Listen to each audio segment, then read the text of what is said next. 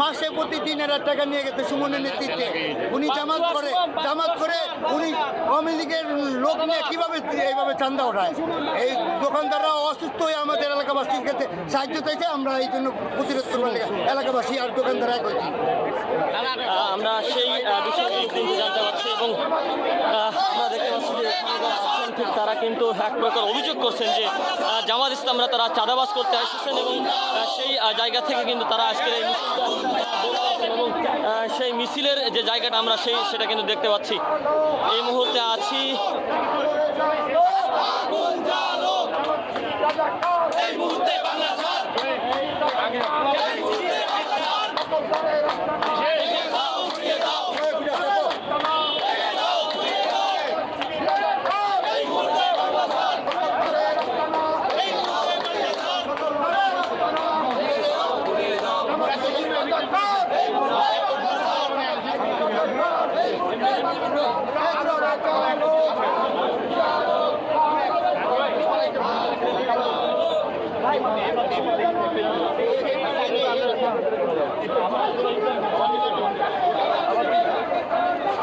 আবার